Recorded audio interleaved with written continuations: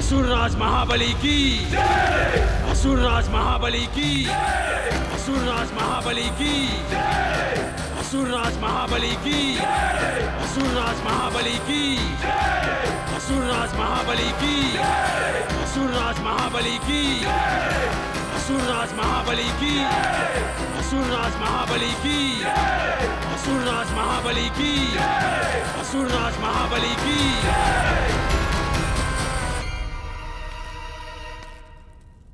गुरुवर आप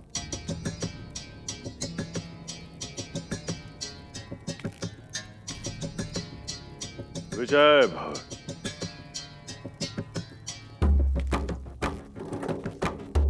आपको वो सिंहासन प्राप्त हो जो आपके लिए इससे अधिक उपयुक्त है, स्वर्ग का सिंहासन। शंका के लिए क्षमा चाहता हूं गुरुवर, किंतु आप जो आशीर्वाद दे रहे हैं उसका सफल होना असंभव है। देवताओं की शक्ति असीमित है, न जाने कितनी बार उनसे पराजित हो चुके हैं हम असुर। अब नहीं होंगे। यह सत्य है कि इतिहास अपने आप को दोहराता है, किंतु यह भी सत्य है कि कर्मवीर अपना भाग्य बदल सकते हैं, और इतिहास भी। आप आक्रमण करेंगे राजा। इस बार विजयश्री की माला आपके वक्ष पर ही होगी, ये वचन है मेरा। जो आज्ञा गुरुदेव।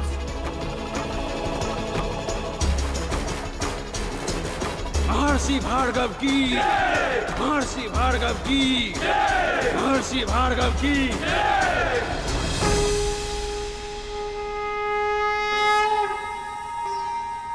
भैया आपने तो कहा था महर्षि दुर्वासा के श्राप में भी संसार की भलाई ही छुपी होती थी,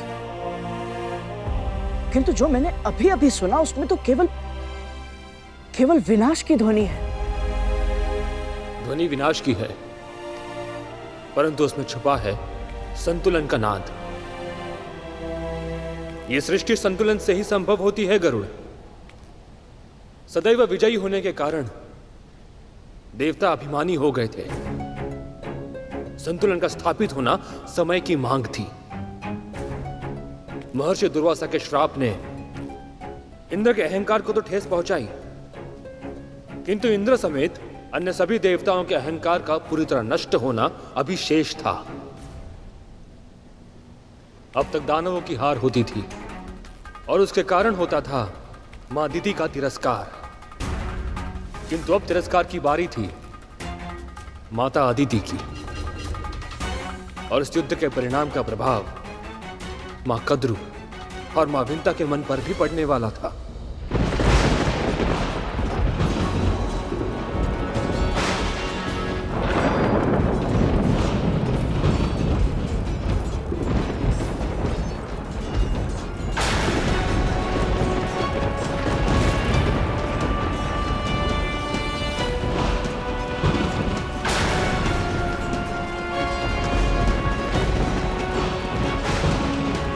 युद्ध संतानें करती हैं, पर पीड़ा की तड़प सहनी पड़ती है उनके माता पिता को।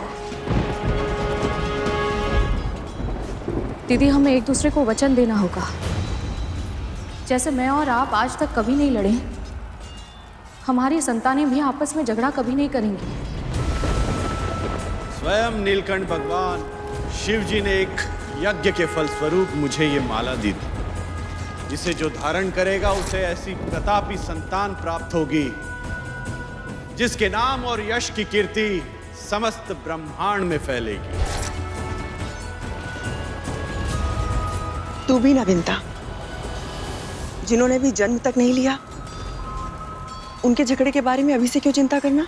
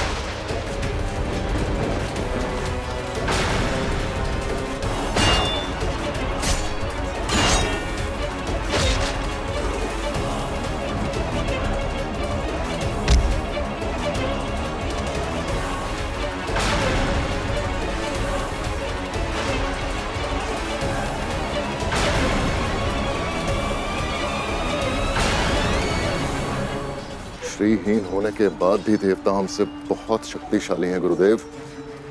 हम ये युद्ध नहीं जीत सकते। हमारे ना जाने कितने योद्धा अब तक अपने प्राण गंवा चुके हैं गुरुदेव।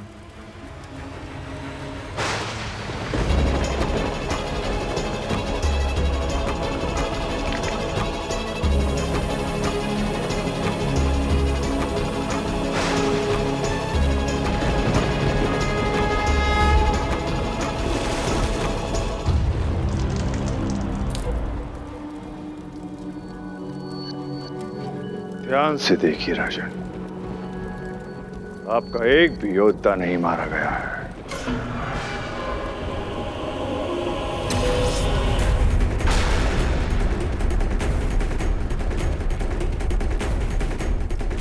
ये कैसी माया है?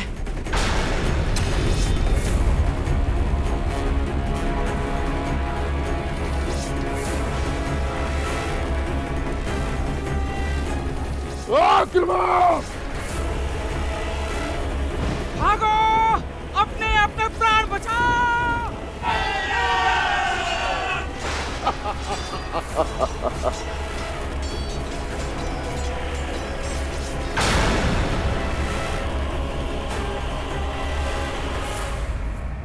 ऐसा पहली बार हुआ था। पहली बार दानवों ने देवताओं पर विजय प्राप्त की थी। जब जब संसार में कोई अप्रत्याशित, अकल्पनीय घटना घटती है, तब उसका प्रभाव सभी पर पड़ता है। मां कद्रू और मां बिंता भी इस प्रभाव से अछूते नहीं बचे थे। असुरराज महाबली की, असुरराज महाबली की, असुरराज महाबली की, असुरराज महाबली की, असुरराज महाबली की, असुरराज महाबली की, असुरराज महाबली की, असुरराज महाबली की, असुरराज महाबली की, असुरराज महाबली की।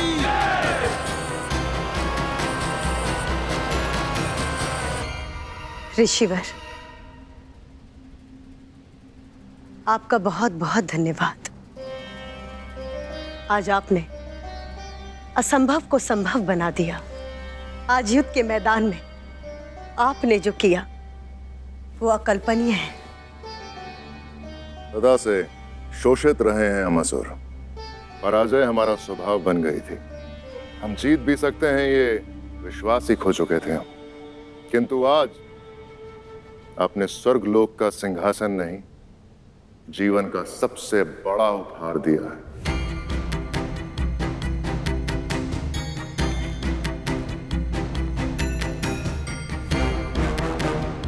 अब सृष्टि में संतुलन स्थापित होगा और इसका सारा श्रेय केवल आपको जाता है गुरुवर। ये युद्ध आपने और आपके योद्धाओं ने लड़ा। साहस के साथ आपने अपने शत्रु का सामना किया और उन्हें भागने के लिए विवश किया। इस विजय का श्रेय आपका है राजन। मैंने तो केवल गुरु होने का धर्म निभाया है।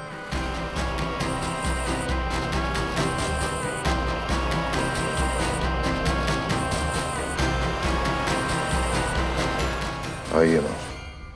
राजमाता दीति की, राजमाता दीति की, राजमाता दीति की, राजमाता दीति की, राजमाता दीति की, राजमाता दीति की, राजमाता दीति की।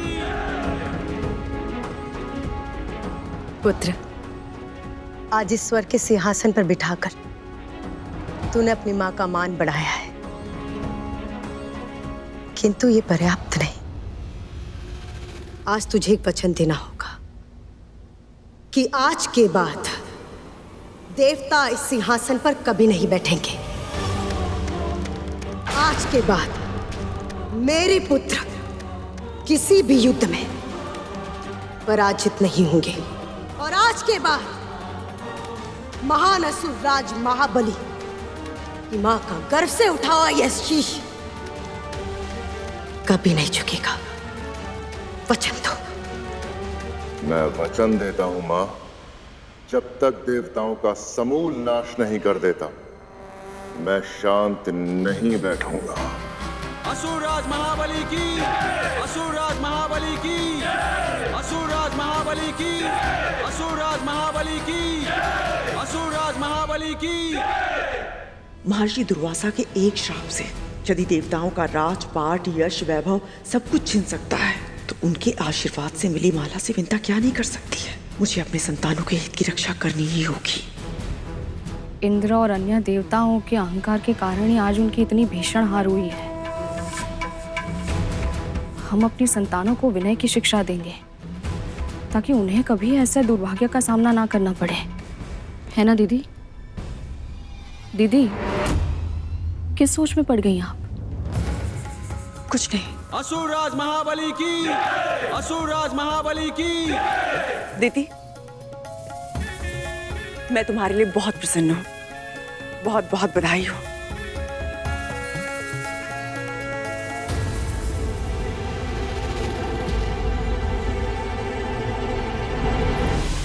इंद्र,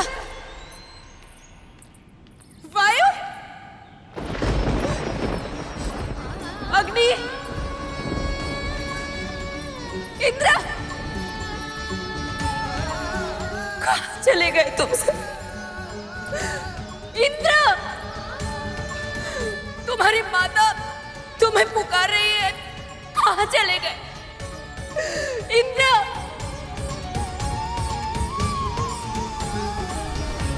कहाँ चले गए?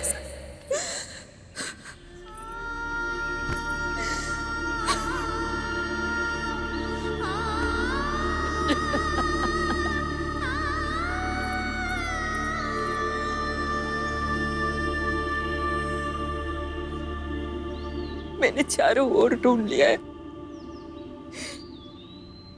न जाने कहाँ है मेरे पुत्र।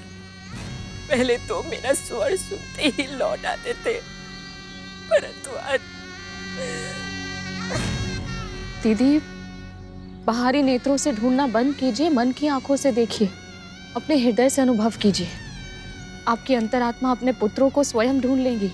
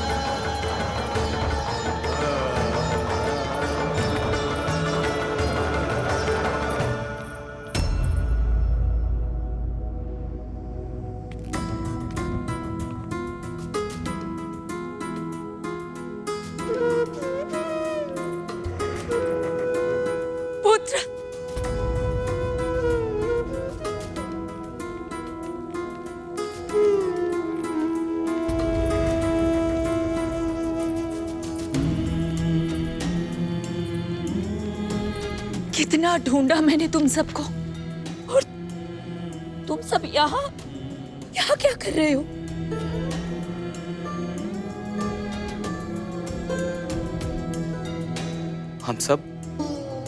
हम सब भयभीत हैं माँ।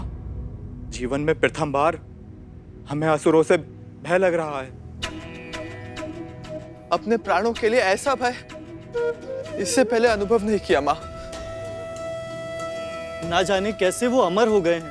हमारा कोई भी अस्त्र शस्त्र उनके प्राण नहीं ले सकता। और अब तो उन्होंने निश्चय कर लिया है कि वो हमें जीवित नहीं छोड़ेंगे। अपराध मैंने किया था माँ, किंतु उसका दंड मेरे इन भाइयों को और आपको मिल रहा है। और मेरा ऐसा दुर्भाग्य कि मैं कुछ कर भी नहीं सकता। पुत्र, एकता में बहुत शक्ति होती। जब तक तुम सब एक साथ हो, कुछ नहीं होगा तुम्हें। और जहां तक तुम्हारी प्राण रक्षा का प्रश्न है, तो पुत्र, जहां समस्या होती है वहां समाधान भी अवश्य होता है। और तुम्हारी मां वो समाधान अवश्य ढूंढ कर रहेगी।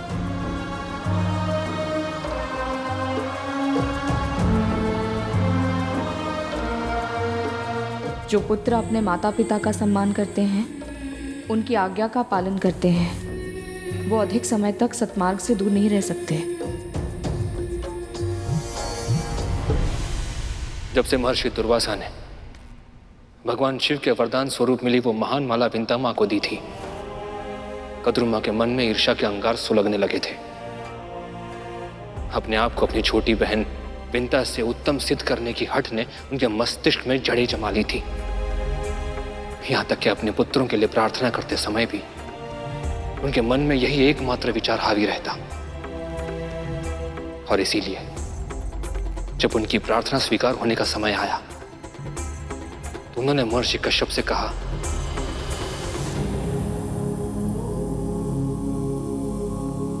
जो देवता, मानव, गंधर्व, दानव इन सभी से अधिक शक्तिशाली हो, जो विकराल विषधर हो, जिन्हें देखते ही शिराओं में भय का संचार हो, मुझे ऐसे एक सहस्त्र पुत्र चाहिए।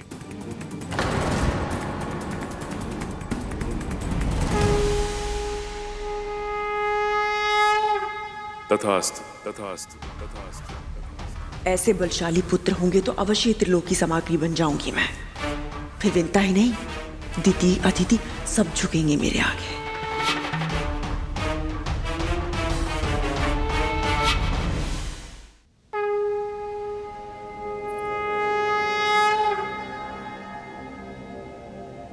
देवी कद्रू की तरह आपका भी तप सफल हुआ। अपनी मन वांछित संतान मांगिए। स्वामी, अधिकार केवल मेरा नहीं है। संतान को अपने माता और पिता दोनों की इच्छाओं का संयुक्त स्वरूप होना चाहिए। इसलिए आप बताइए, कैसी संतान चाहिए आपको?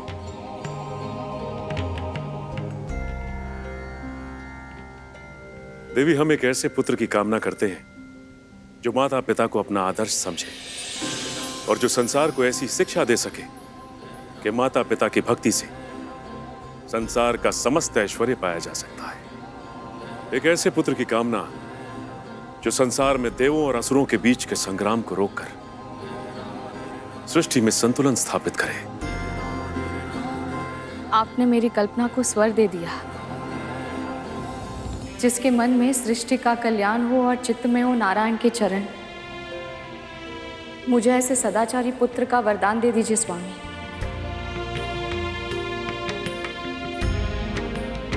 देवी कद्रू ने सहस्त्र पुत्रों की इच्छा व्यक्त की है,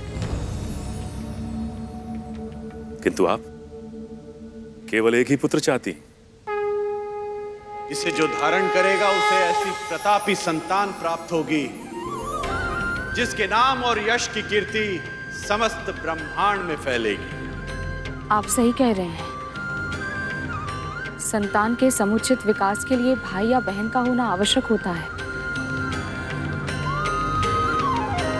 मेरे पुत्र को एक और साथी दे दीजिए स्वामी।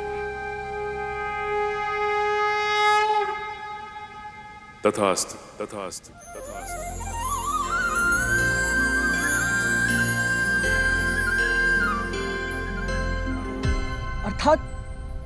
अर्थात मेरा कोई भाई भी है, किंतु भैया माँ ने तो मुझे उनके बारे में कभी कुछ नहीं बताया। कौन है वो और कहाँ है? तुम उन्हें मिल चुके हो गरुड़। क्या? किंतु कब? कौन? सूर्यदेव के रथ के सारथी हैं वो, अरुण, तुम्हारे बड़े भाई। अंधकार को समूल नष्ट करने वाले श्री सूर्यदेव को मेरा प्रणाम।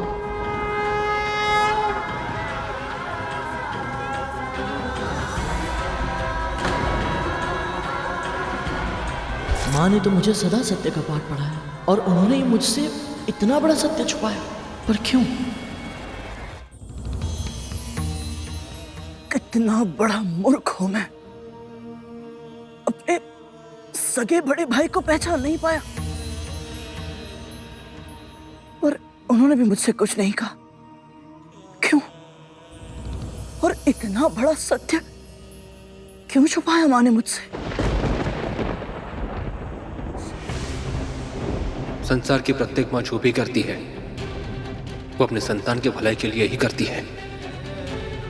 तुम्हारे जन्म के पूर्व तुम्हारी माँ ने जो कुछ भी देखा, समझा और सहा था, उसके बाद से उनका प्रत्येक कर्म, प्रत्येक विचार तुम्हारी रक्षा के लिए ही था गरुड़। ऐसा क्या हुआ था मेरे जन्म से पूर्व?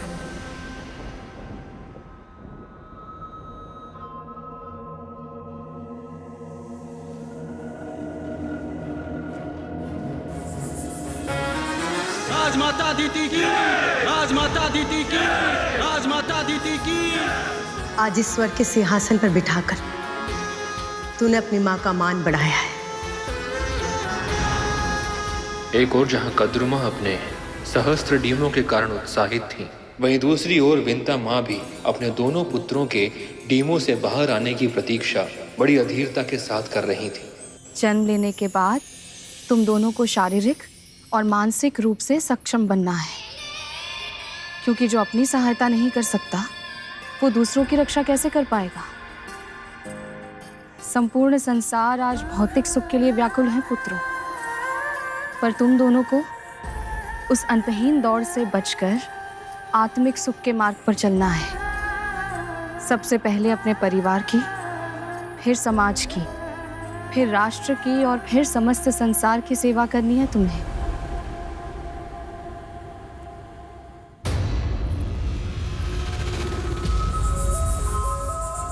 सेवा नहीं, शासन करना है तुम सबको।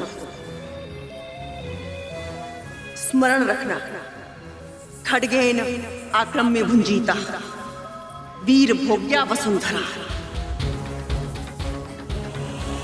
शस्त्र के बल पर ही पुरुषार्थ करने वाले विजयी होकर इस पृथ्वी का भोग करते हैं। इसलिए तुम सबको इतना शक्तिशाली बनना होगा कि सबको पराजित करके स्त्रीलोक पर अपना राज स्थापित कर सको। कल्पना करो, चर अचर गंधर्व मानव देव दानव जब सब तुम्हारे अधीन होंगे तो तुम्हारी माँ का सम्मान कितना अधिक बढ़ जाएगा। विंता ही नहीं, दिति और अदिति के पुत्रों को भी मेरे सामने सर झुकाना होगा।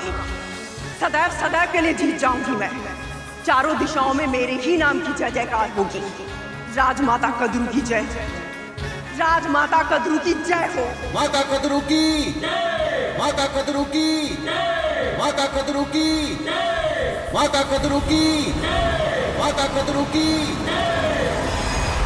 तो क्या आप वासुकी भैया और कुछ अन्य सर्प अपने भाइयों से स्वभाव में इसीलिए इतने भिन्न हैं क्योंकि बड़ी माँ की छाया आपके डिम पर नहीं पड़ी थी?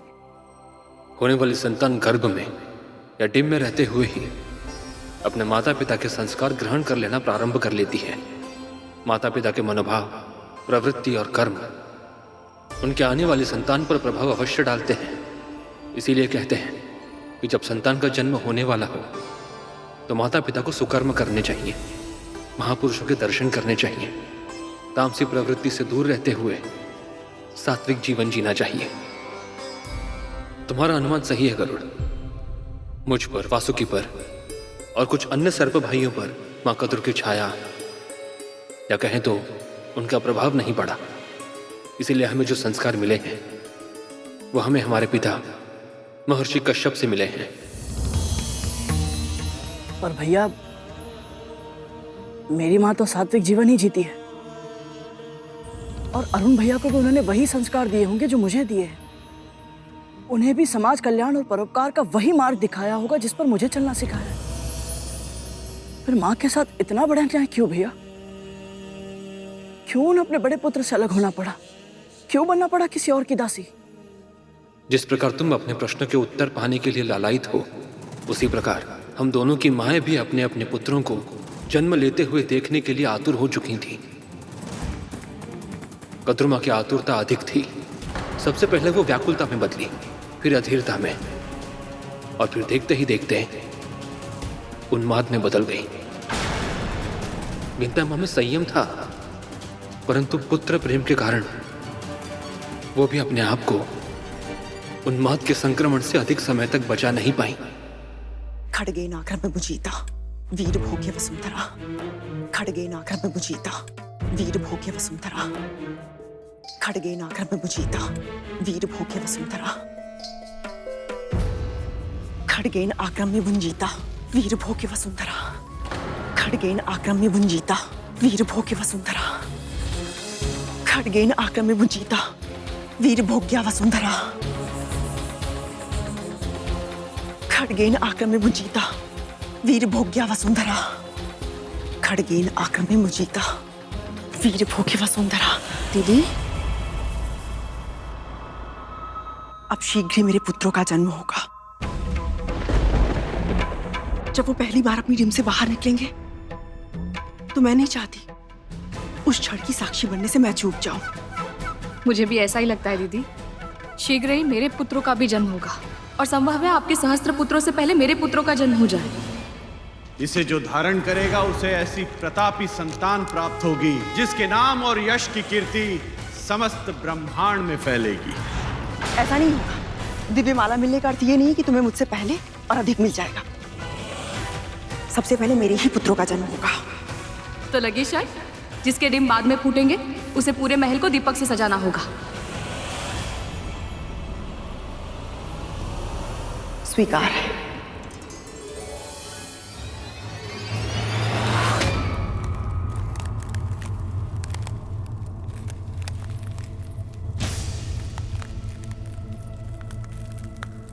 कहां से आ रही है ये ध्वनि?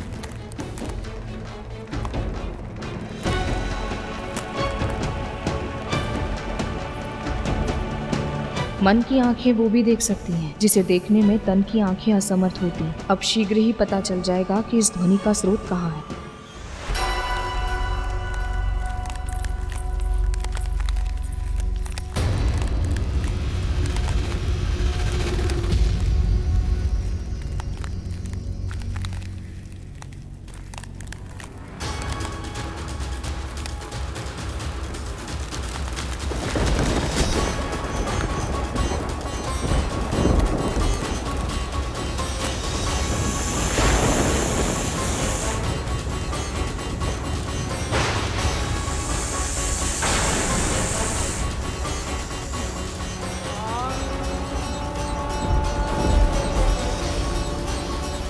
अनंत,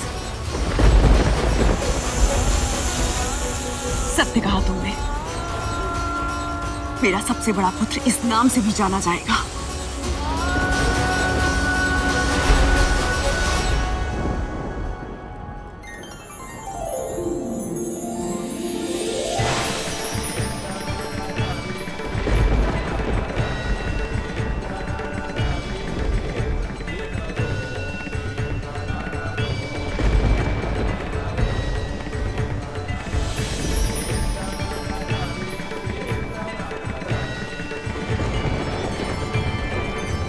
तुम्हारी छोटी मां विंता ने तुम्हें अनंत नाम दिया है, किंतु मैं तुम्हारी मां तुम्हें शेष कहकर बुलाऊंगी। शेषनाग। तुम इतने शक्तिशाली बनोगे कि आवश्यकता पड़ने पर पूरी पृथ्वी का बोझ अपने कंधों पर उठा पाओगे।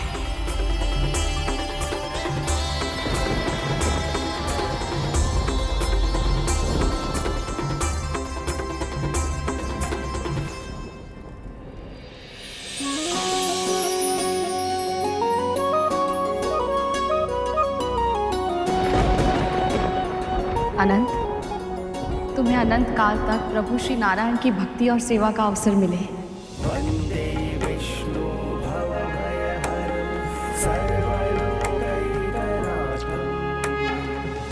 देख लिया, सबसे पहले मेरे ही पुत्र ने जन्म लिया।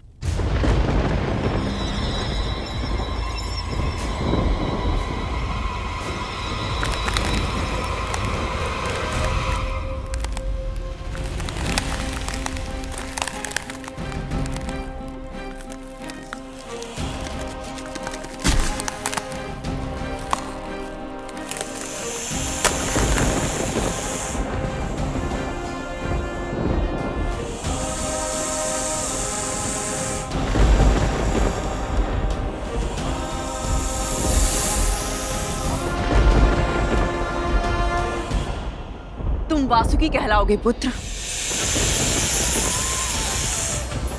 मनचाही लंबाई धारण कर सकते हो तुम।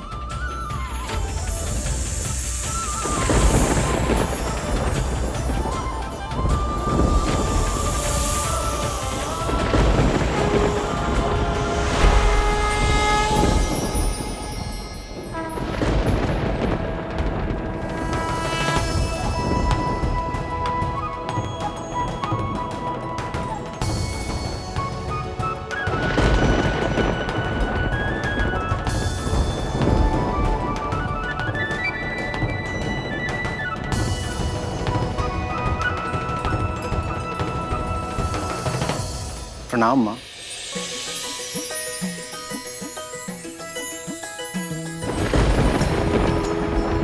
प्रणाम छोटी माँ।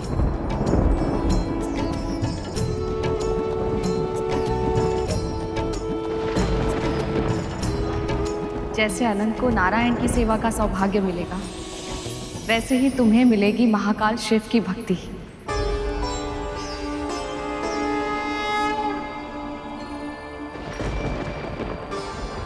उनके गले की शोभा बनोगे तुम।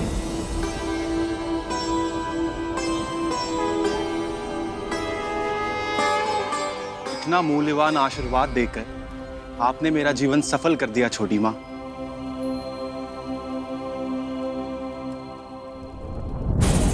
मेरे पुत्र इसी की स्तुति करते रहेंगे तो मेरा स्वप्न तो अधूरा ही रह जाएगा।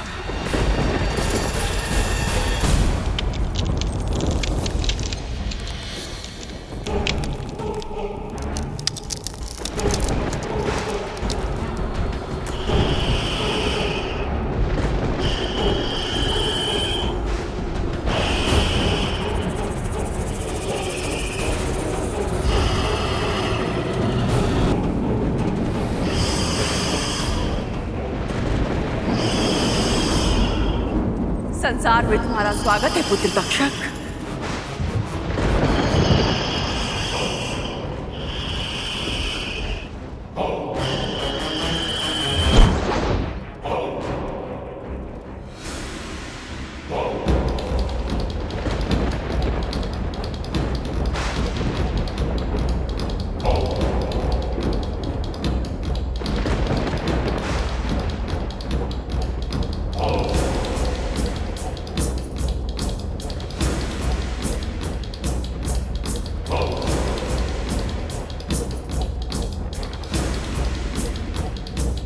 तुम्हारे विष की कोई काट नहीं होगी।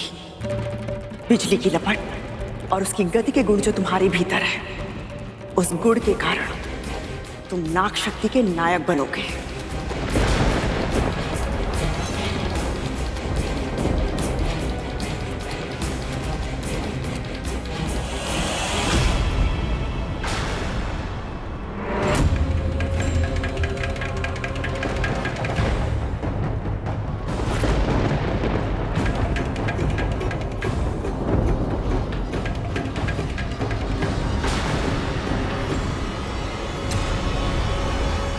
तुम्हारी छोटी माँ है, प्रणाम करो।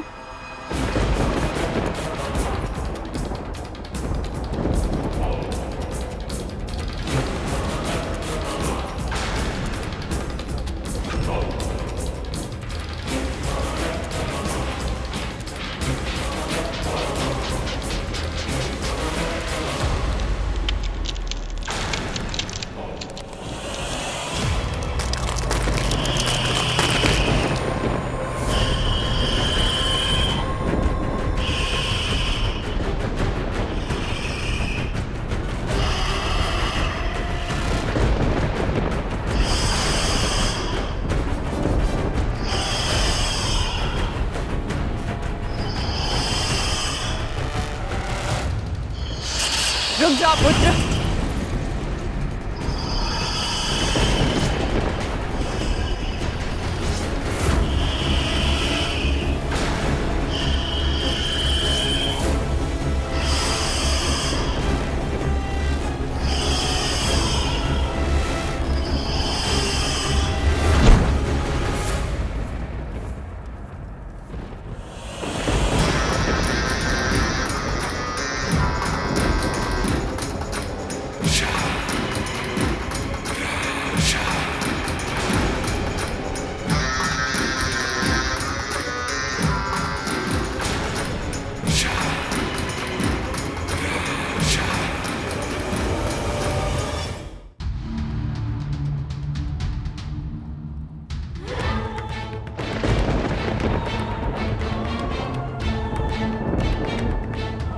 वाह पुत्र वाह, तेरी शक्ति अद्भुत है। साक्षात काल का रूप हो तुम। आज से ये संसार तुम्हें कालिया के नाम से जानेगा। बड़े से बड़े जलाशय को एक ही फुंकार में विषैला करने की क्षमता होगी तुम्हारे विश्व में। ये कैसे आशीर्वाद दे रही हैं कद्रू दीदी अपने पुत्रों को? इनसे संसार का उद्धार कैसे होगा?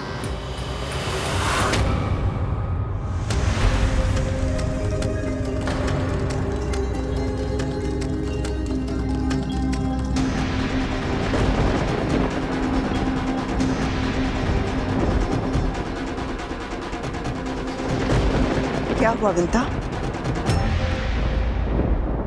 कदम का ये वृक्ष मुझे बहुत प्रिय था दीदी। इसके पुष्पों से मैं श्री विष्णु की पूजा करती थी। एक वृक्ष ही तो जला है विंता, इसमें इतना खिन्न होने की क्या आवश्यकता है? बच्चे खेल रहे हैं, नाश विनाश तो होता ही रहेगा। तुम नहीं समझोगी, तुम्हारी अभी तक एक भी संतान नहीं हुई है ना?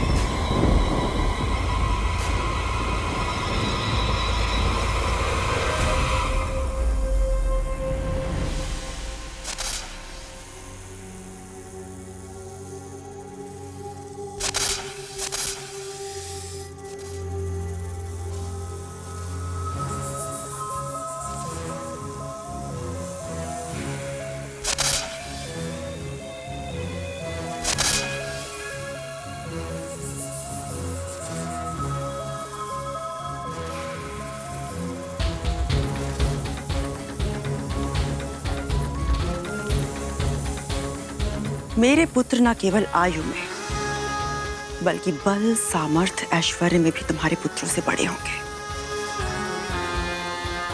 मैं शर्त जीत गई विंता, और अब मैं अपने पुत्रों के साथ समस्त संसार को जीतूंगी।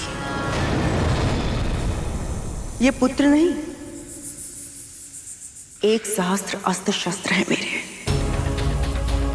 जो बड़ी से बड़ी शक्तियों को मेरे चरणों में झुका देंगे। समस्त संसार इनसे डरेगा और मेरा सम्मान करेगा।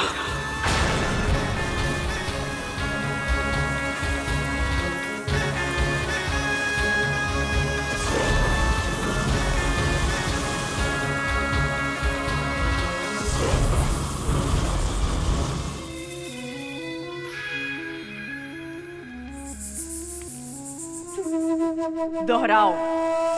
खड़गेन आक्रम में भुंजीता, खड़गेन आक्रम में भुंजीता, वीर भोग्या वसुंधरा, वीर भोग्या वसुंधरा, खड़गेन आक्रम में भुंजीता, खड़गेन आक्रम में भुंजीता, खड़गेन आक्रम में भुंजीता, खड़गेन आक्रम में भुंजीता, वीर भोग्या वसुंधरा, वीर भोग्या वसुंधरा, खड़गेन आक्रम में भुंजीता, खड़गेन आक्रम में भुंजीता, वीर भोग्या वसुंधरा, वीर भोग्य वसुंधरा। कद्रू दीदी के 1,000 पुत्रों ने जन्म ले लिया, पर मेरे एक भी पुत्र का जन्म अभी तक नहीं हुआ। कब फूटेंगे मेरे डिम? कब होंगे मेरे पुत्र? उस समय विंता माँ की आंखों में मैंने जो देखा, उसके बारे में कभी किसी ने कल्पना भी नहीं की होगी। ऐसा क्या देखा आपने भैया? मत्सर अर्थात ईर्ष्या। माँ और ईर्ष्या?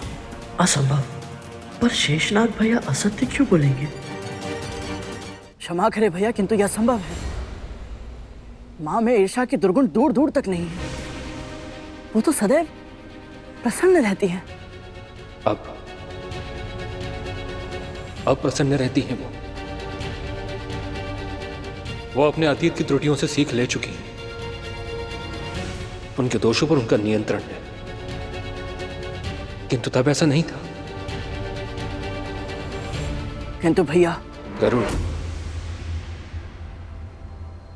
एक बार एक ऋषि नदी के किनारे स्नान ध्यान करने जा रहे थे।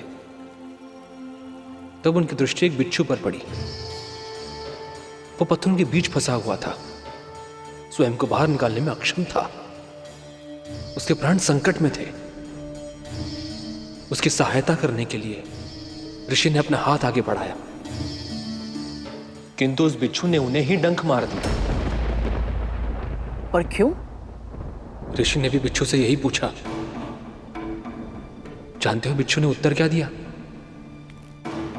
उसने कहा कि उसकी प्रवृत्ति है, वो चाहकर भी अपने स्वभाव को बदल नहीं सकता।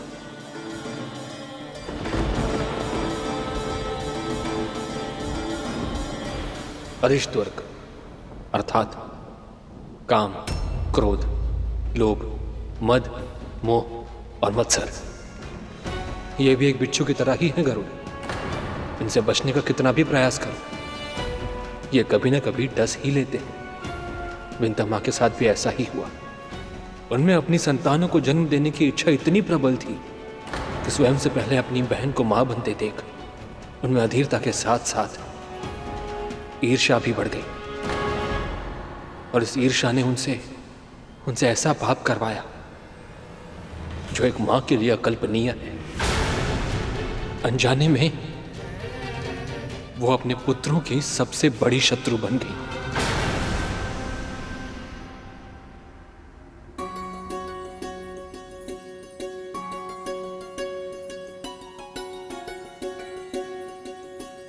अपनी संतान का पालन पोषण करने का, उनके साथ खेलने का, उन्हें लाड दुलार करने का सौभाग्य इस संसार की सभी माँओं को मिलता है, तो फिर मुझे क्यों नहीं?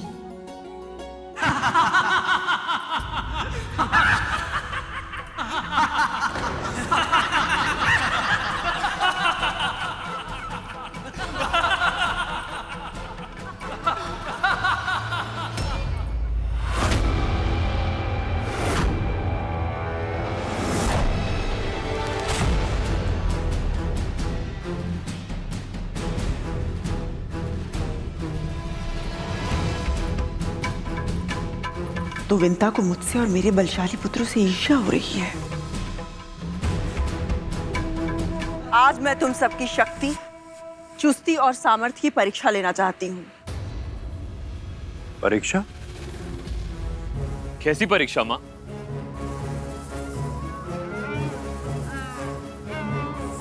यदि तुम चाहते हो कि मृत्यु तुम्हारे पास भी ना फटके, तो स्वयं मृत्यु का दूत बन जाओ, काल बनकर जाओ और जितने प्राणों का हरण कर सकते हो कर लो।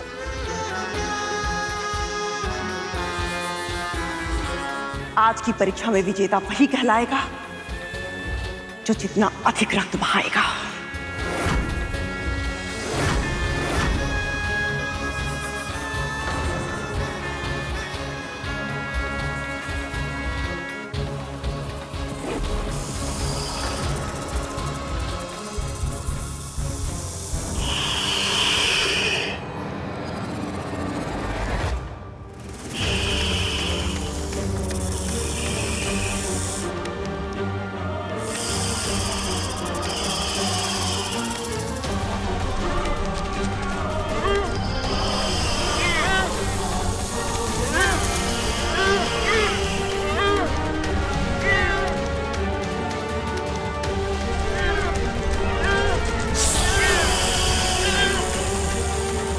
शाबाश मेरे पुत्रों, शाबाश। इतनी आत्माओं को उनके शरीर से मुक्त कर दो कि यमराज को भी तुमसे ईर्ष्या होने लग जाए।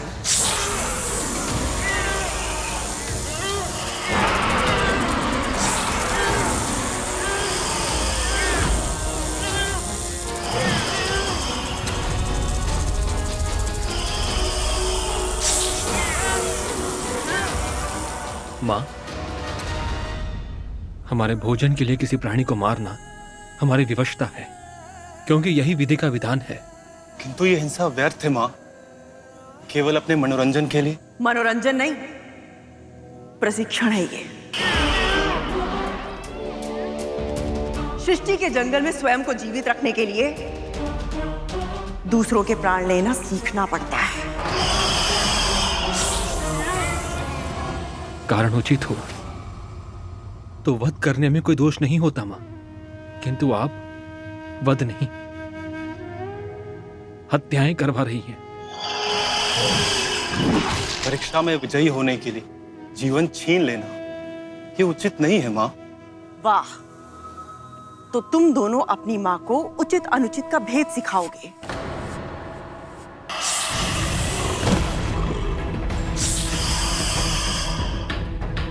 हमें क्षमा कर दीजिए मां, महल लौटने की आज्ञा दीजिए। तो तुम दोनों मेरी आज्ञा का पालन करने का प्रयत्न भी नहीं करना चाहते।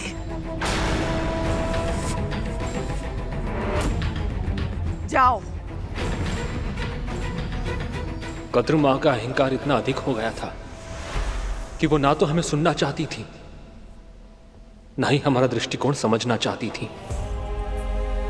अर्थहीन भीषण रक्तपात देखकर हमारे हृदय में पीड़ा के बवंडर उठ रहे थे, परंतु उन्हें हमारी पीड़ा का आभास तक नहीं था। अपनी आंखें फेर ली थी उन्होंने हमसे, और ऐसे में जब बिंता मां हमारी सहायता के लिए आगे आई। मां, वो कैसे? तुम्हारे सभी भाइयों का जन्म हो चुका है। उनकी माँ के हृदय में प्रसन्नता किसी हिरणी की तरह कुलाचे भर रही है। ये हर्ष उल्लास, ये प्रसन्नता अनुभव करने का अवसर कब दोगे तुम दोनों मुझे? कितनी आकुल हूँ मैं तुम्हें निहारने के लिए, अपनी गोद में खिलाने के लिए, अपने हाथों से भोजन कराने के लिए। जो कुछ भी मुझे ज्ञात है वो सब तुम्हें सिखाने के लिए, पर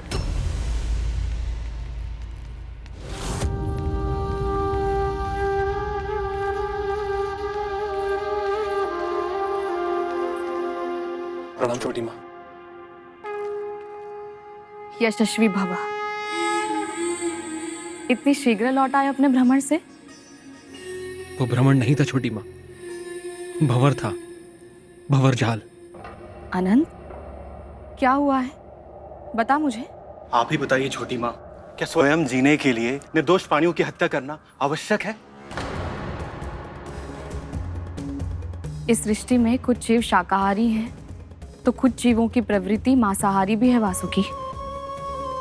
सृष्टिकर्ता ने ऐसा ही बनाया है उन्हें, ताकि प्रकृति में संतुलन बना रहे। इसीलिए भोजन के लिए आखेट करने में कुछ भी अनुचित नहीं है, किंतु हाँ, आखेट आवश्यकता के लिए होना चाहिए, लोभ के लिए, खेल के लिए या शक्ति के भोंडे प्रदर्शन के लिए नहीं। तो फिर कद्रू माँ हमें हिंसा का पाठ क्यों पढ़ा रही है छोटी माँ? निर्दोष प्राणियों पर अपना प्रभुत्व स्थापित करने के लिए हमें विवश क्यों कर रही है वो? प्रेम, स्नेह, संवेदना, ये संस्कार जो आप हमारे दोनों भाइयों को दे रही हैं, वो हमें क्यों नहीं दे रही? तुम्हारी माँ वही कर रही है जो उनके विचार में तुम्हारे लिए अच्छा है। हम कद्रू माँ का अनादर नहीं करना चाहते, किंतु निर्दोषों की हत्या का जो आदेश वो हमें दे रही है, उनका पालन करना हमारे लिए संभव नहीं है।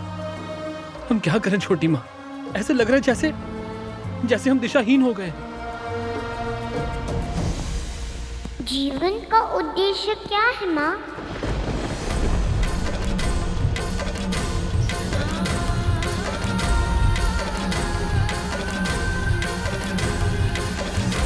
पुत्र,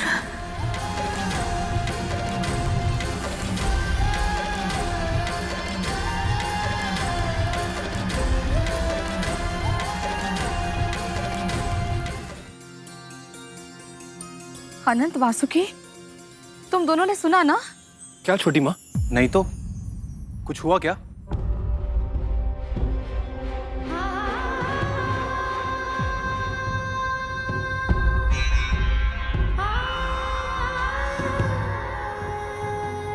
कुछ नहीं।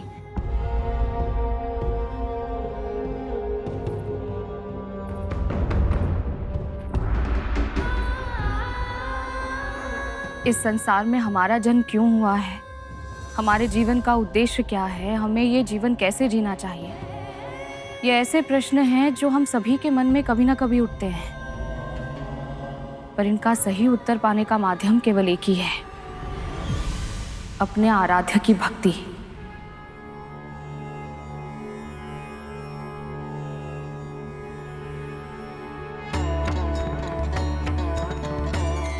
उनके चरणों में चित्त लगाओगे तो अन्य सभी चिंतनों से मुक्त हो जाओगे।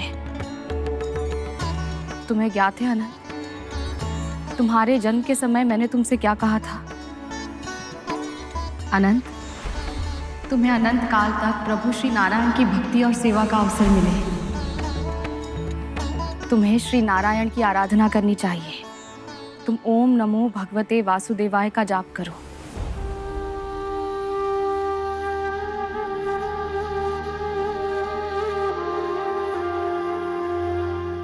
और तुम्हें मैंने शिव भक्ति का आशीर्वाद दिया था वासुकी। तुम ओम नमः शिवाय का जाप करो, तुम दोनों के मन को शांति अवश्य मिलेगी।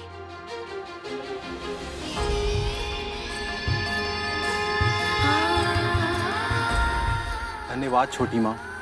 आपका बहुत बहुत आभार छोटी माँ।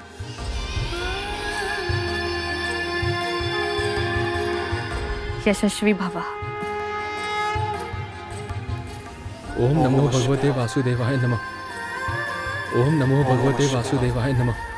ओम नमो भगवते वासुदेवाय नमः।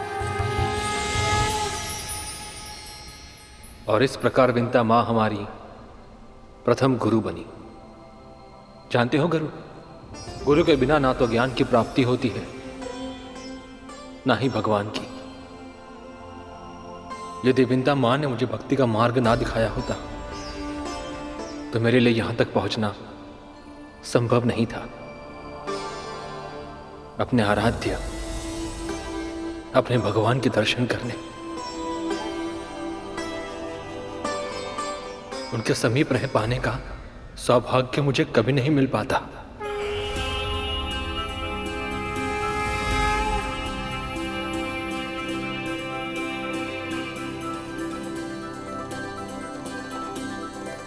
आपके और वासुकी भैया के साथ माँ ने इतना अच्छा व्यवहार किया था, फिर आपने ऐसा क्यों कहा था कि ईर्ष्या के कारण अपने ही पुत्रों की सबसे बड़ी शत्रु बन गई थी वो? भैया, जो भी हुआ था, जैसा भी हुआ था, मुझे बताइए। विंता माँ के मन में ईर्ष्या अवश्य पनप रही थी, परंतु उसी ईर्ष्या को भीषण अग्नि में परिवर्तित करने का पाप मेरी मां कद्रू ने किया। हमारे नाग भाइयों के जन्म के पश्चात हमारे पिता ने संसार के कल्याण के लिए एक बहुत बड़े यज्ञ का आयोजन किया था, और धर्मपत्नी होने के नाते कद्रू मां, दीति मां और विंता मां भी वहां आई थी। गरुड़, व्यंग बाण जब अहंकार के उन्माद में छोड़े जाते हैं तो उनकी धार और अधिक तीक्ष्ण हो जाती है। फिर विंता मां तो पहले से ही ईर्ष्या के ताप में व्याकुल थी। वो उन व्यंग बाणों के प्रहार से नहीं बच पाई। सुना है तुम्हारी संतानें भूमि पर रेंगने में कुशल है। इच्छा अनुसार विष उगलने में भी अत्यधिक कुशल है मेरी संतानें। उनके विष की एक बूंद से देवदानव क्षण भर में अपने प्राण त्याग सकते हैं। तो फिर देवताओं को अवश्य तुम्हारे पुत्रों से डरना चाहिए। हमें किसी से कोई भय नहीं, क्योंकि जब तक गुरु भार्गव का आशीर्वाद हमारे ऊपर है, हमें कुछ नहीं हो सकता। मेरे पुत्रों को किसी से कोई भय नहीं। भय तो विंता को होना चाहिए। इतना समय हो गया है, मेरे 1 सहस्त्र पुत्र जन्म ले चुके हैं, किंतु उसके 2 डिंबों में से एक भी डिंब परिपक्व नहीं हुआ। न जाने उसमें कुछ है भी या नहीं। कद्रू दीदी, अरे विंता, क्रोधित क्यों हो रही हो? इसमें क्रोधित होने वाली कोई बात नहीं। जितना समय तुम्हारी संतानें टीमों में से बाहर आने में लगा रही हैं, तो शंका तो स्वाभाविक है। है ना? कहीं ऐसा तो नहीं विंता कि तुम्हारे डीम सड़ गए हो? विचार करो, संभावना ही आगे चल के सत्य बनती है।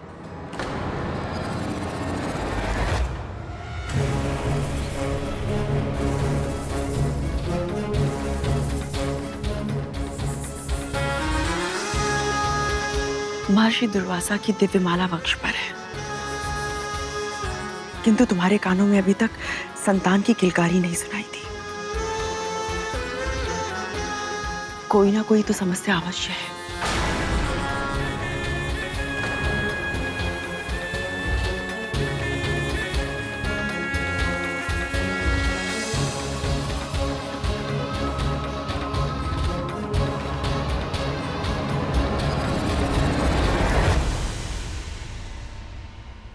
कितनी निष्ठुर थी वो।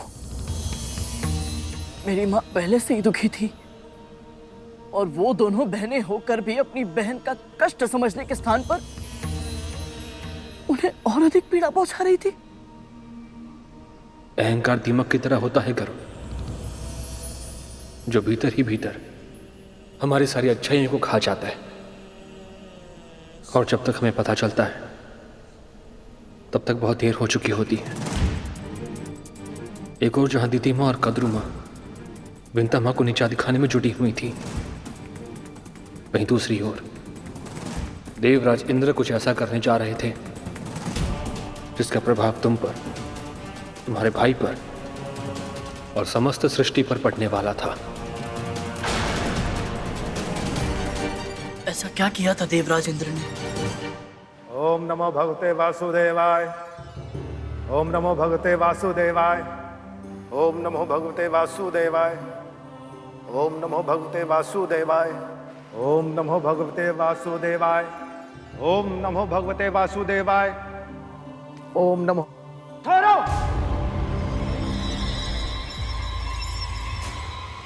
ठहरो।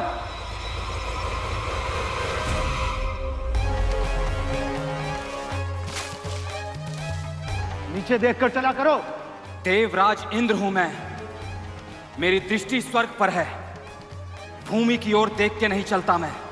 दानवों से पराजित होकर भी अहंकार नहीं गया तुम्हारा? मेरे अहंकार पर कटाक्ष करने से पहले आप अपनी आकृति तो देख लीजिए। सजावट की वस्तु हैं आप और मुझे आदेश देने चले हैं। मुझे आदेश देने से पहले आप अपने आकार और मेरे विस्तार का अंतर तो देख लेते। देखिए मैं कितना विशाल हूं, आप सबसे विशाल। मूर्ख, और उपहास कर रहा है? तूने तो ये वस्त्र भी भिक्षा से अर्जित किए हुए हैं।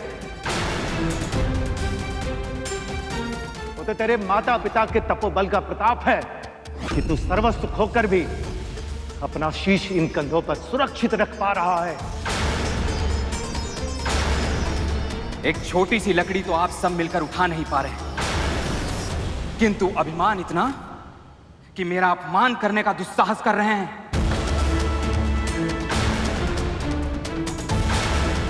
हम आकार में भले ही छोटे हैं, लेकिन हम मिलकर जब कोई कार्य करते हैं तो असंभव को भी संभव बना देते हैं।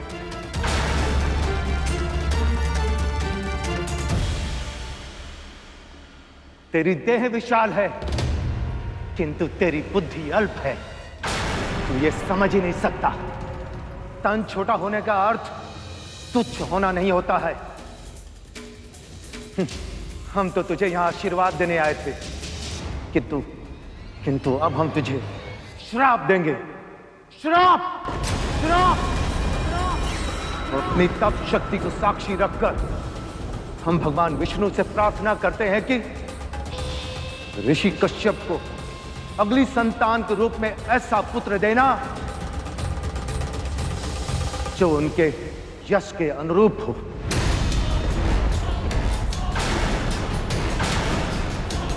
जो इंद्र से सहस्त्र गुणा अधिक शक्तिशाली और बुद्धिमान हो। इंद्र से सहस्त्र गुणा अधिक शक्तिशाली और बुद्धिमान हो, शक्तिशाली और बुद्धिमान हो, शक्तिशाली और बुद्धिमान हो, जो प्रत्येक अहंकारी के अहंकार का नाश करे, जो प्रत्येक अहंकारी के अहंकार का नाश करे, जो प्रत्येक अहंकारी के अहंकार का नाश करे। ऋषि कश्यप को अगली संतान के रूप में ऐसा पुत्र देना जो इंद्र से सहस्त्र गुणा अधिक शक्तिशाली और बुद्धिमान हो, जो प्रत्येक अहंकारी के अहंकार का नाश करे।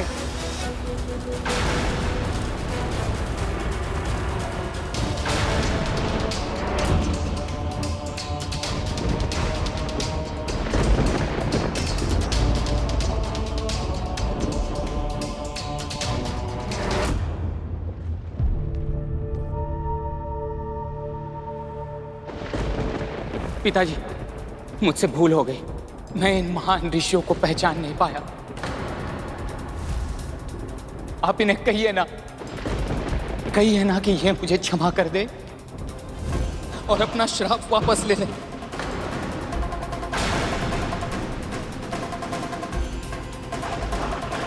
कहिए ना पिताजी।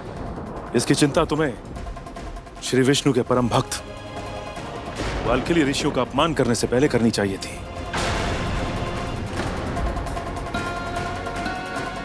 जो बीज तुमने बोया है, फल उसके अनुरूप ही होगा।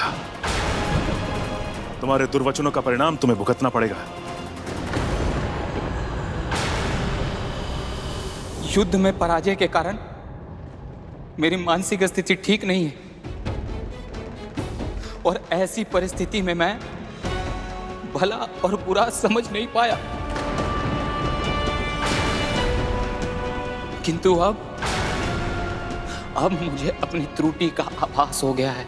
विनती करता हूं आपसे कि मुझे क्षमा कर दीजिए, क्षमा कर दीजिए पिताजी, विनती करता हूं आपसे। स्वामी, पश्चाताप के आंसू तो श्री विष्णु को भी स्वीकार होते हैं। इससे भूल अवश्य हुई है, पर अब इसे अपने अपराध का बोध हो गया है। मेरी विनती स्वीकार करें स्वामी। आप पिता हैं इसके, आपको अपने पुत्र की रक्षा करनी ही होगी।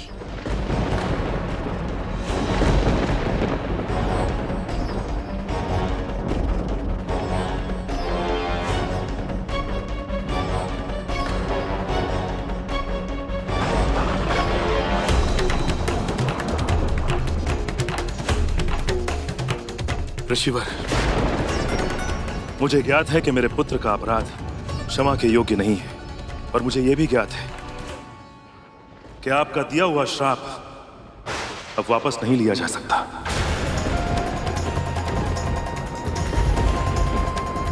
किंतु यदि संभव है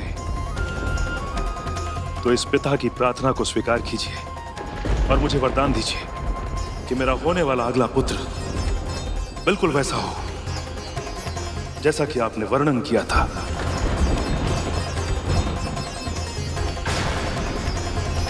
किंतु उसका राज्य क्षेत्र पाताल और स्वर्ग ना, अपितु आकाश हो।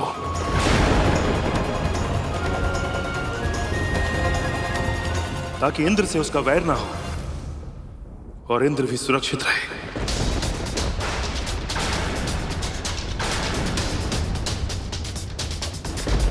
हम आपका अनुरोध अस्वीकार कैसे कर सकते महर्षि?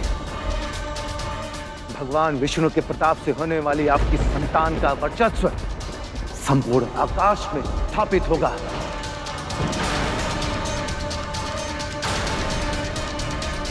महाबुद्धिमान, महाबलवान, आकाश का इंद्र कहलाएगा वो, आकाश का इंद्र कहलाएगा वो।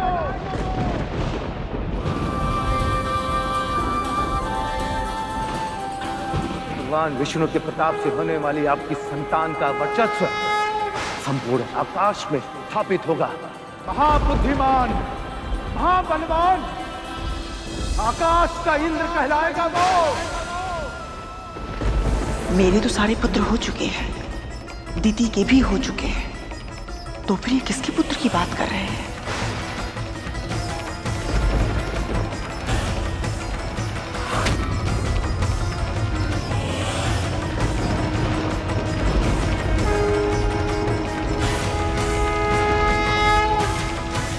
आप धन्य हैं ऋषिवर, धन्य हैं आप।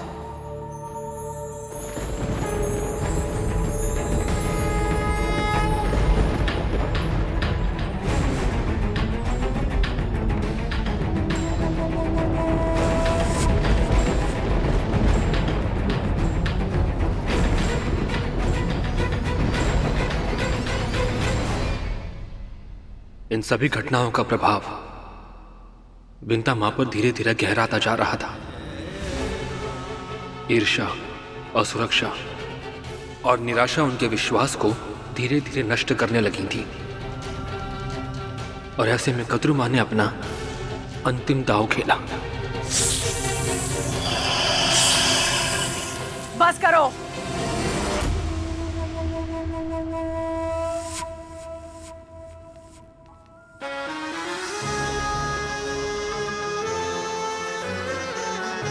आपस में ही लड़ोगे तो उस शत्रु का सामना कौन करेगा जो शीघ्र ही जन्म लेने वाला है?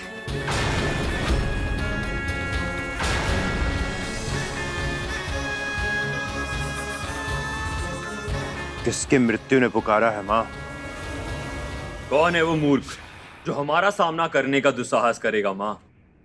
विंता एक बार फिर से जीत गई। सिद्ध ऋषियों का वरदान है कि तुम्हारे पिता का होने वाला अगला पुत्र आकाश का इंद्र बनेगा और वो अदिति के पुत्र इंद्र से 1 सहस्त्र गुना अधिक शक्तिशाली होगा। अब केवल विंता के डिमो का परिपक्व होना शेष है। इसका अर्थ यह है कि वो महाशक्तिशाली आकाश का सम्राट कोई और नहीं, विंता का होने वाला पुत्र ही होगा।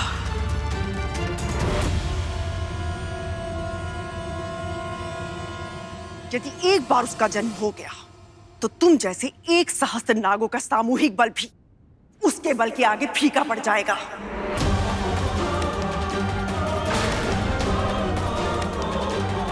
आप व्यर्थ की चिंता कर रही हैं मां। एक तो क्या, 1 सहस्त्र इंद्र भी जन्म क्यों ना ले ले, कद्रू पुत्र तक्षक को कोई पराजित नहीं कर पाएगा। आत्मविश्वास आवश्यक है पुत्र, किंतु उसकी अति प्राणघातक हो सकती है।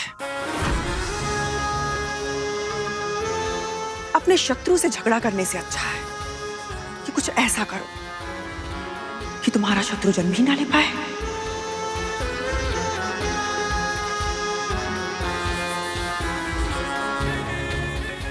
किंतु मां, उससे हमारा भाई भाई का संबंध होगा। भाई भाई का संबंध देवों और दानवों के बीच भी है, किंतु दोनों एक दूसरे के प्राण लेने का एक भी अवसर नहीं छोड़ते।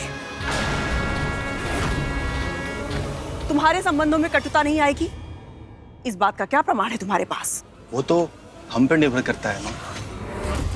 इतने बड़े नहीं हो कि अपनी मां से कुतर्क करने लगो। सदैव सदैव मेरे आदेश की अवहेलना करते हो। यदि तुम दोनों को लगता है कि तुम इतने बुद्धिमान हो तो निश्चित ही तुम्हें मेरे मार्गदर्शन की आवश्यकता तो नहीं है। किंतु मां, जा सकते हो यहां से।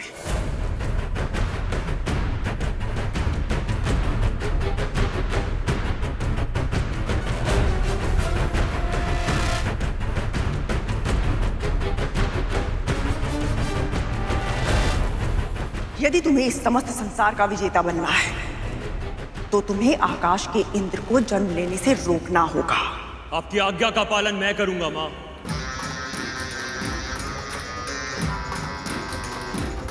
अभी जाकर उन डिमों को निकल जाऊंगा मैं। रुको कालिया, इस कार्य को तुम जितना आसान समझ रहे हो ये उतना ही कठिन है।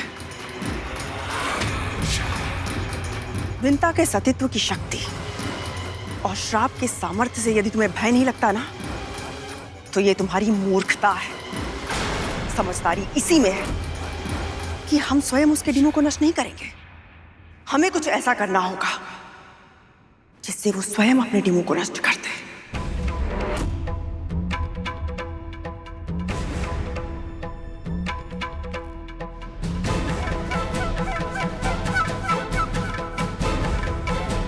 हमें ये कार्य बल से नहीं, कुटिलता से करना होगा माँ। तुम सबके साथ देखकर विंता को ईर्ष्या होती है मुझसे। उसकी इसी दुर्बलता को बढ़ाना होगा,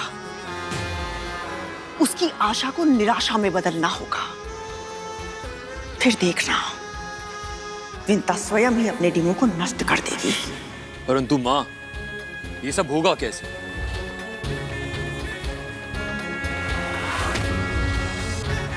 जैसा मैं कहूं वैसा करते जाओ।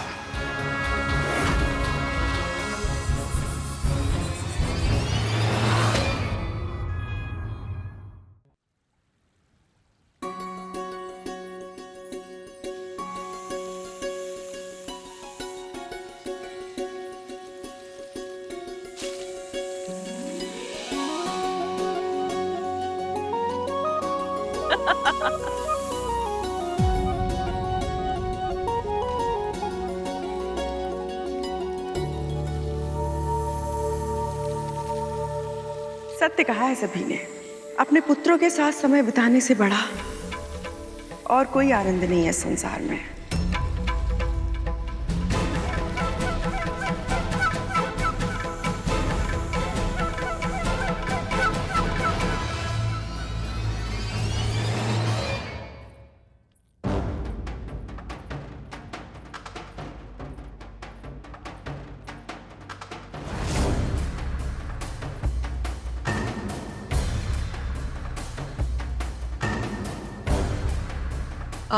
देखो ना, मैं ये फल रखकर भूल गई और फल सड़ गए। एक फल के कारण सारे फल अनुपयोगी हो गए, सब फेंकने पड़ेंगे। माँ, यदि फल 2 दिन में सड़ जाते हैं तो डिम कितने दिन में सड़ता है?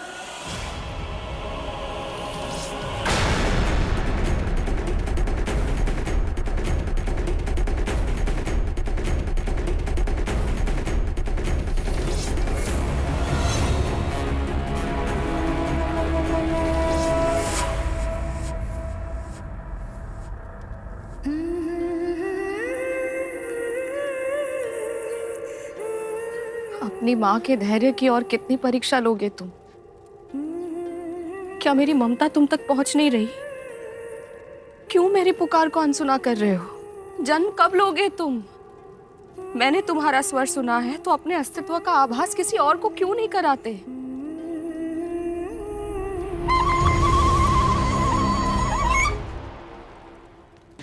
रक्षक भैया, इस मुरली से इतनी मधुर ध्वनि कैसे निकलती है? बांस जितना खोखला होता है ना, उसकी ध्वनि उतनी ही मधुर होती है कालिया। अच्छा, फिर तो छोटी माँ के इन डिमों से और भी मधुर ध्वनि निकलेगी। समय के साथ इन सभी घटनाओं का प्रभाव विंता माँ पर गहराता जा रहा था। ईर्ष्या, असुरक्षा और निराशा उनके विश्वास को धीरे धीरे नष्ट करने लगी थी। ऐसे में कद्रू माँ ने अपना अंतिम दांव चला।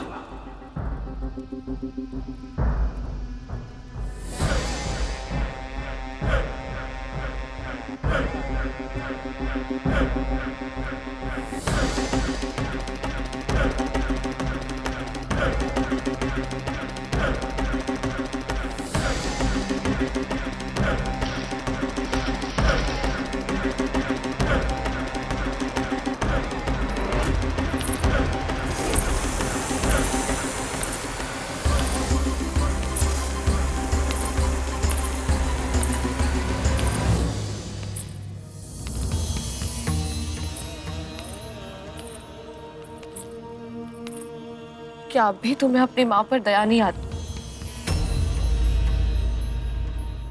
ये इतनी दुर्गंध कहाँ से आ रही है?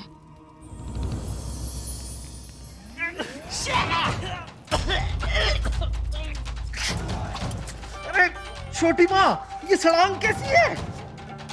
हमसे ये दुर्गंध सहन नहीं हो रही है।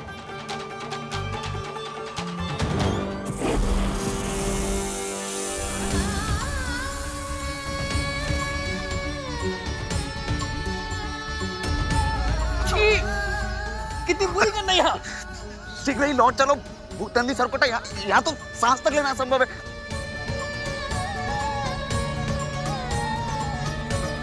कहाँ से आ रही है ये खुबास?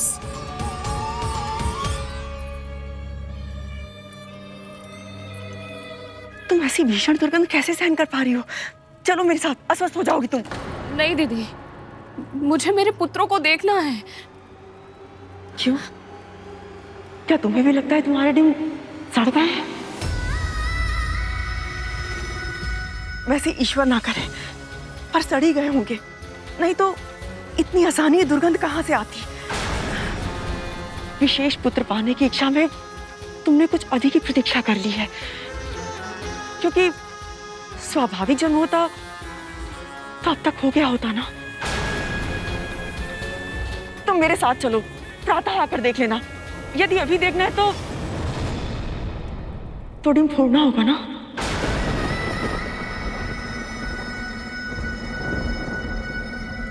नहीं दीदी, मैं यहां से नहीं जाऊंगी।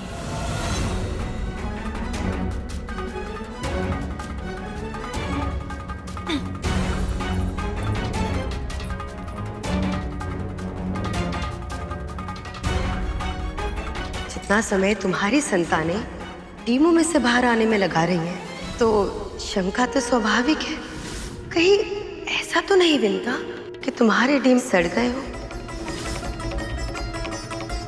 माँ, यदि फल 2 दिन में सड़ जाता है तो डिम कितने दिनों में सड़ता होगा? इसे जो धारण करेगा उसे ऐसी प्रतापी संतान प्राप्त होगी जिसके नाम और यश की कीर्ति समस्त ब्रह्मांड में फैलेगी। महर्षि दुर्वासा की दिव्य माला वंश पर है, किंतु तुम्हारे कानों में अभी तक संतान की किलकारी नहीं सुनाई थी। कोई ना कोई तो समस्या अवश्य है। विशेष पुत्र पाने की इच्छा में तुमने कुछ अधिक ही प्रतीक्षा कर ली है, क्योंकि स्वाभाविक जन्म होता तो अब तक हो गया होता ना। तुम्हारे डीम सड़ गए। विशेष पुत्र पाने की इच्छा में स्वाभाविक जन्म होता तो अब तक हो गया होता ना। ठहरिए छोटी माँ।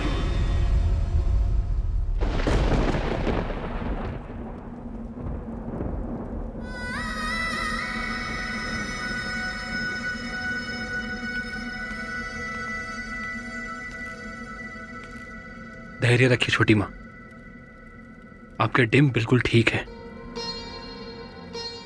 आनंद, तुम्हें दुर्गंध नहीं आ रही? आ रही है छोटी माँ,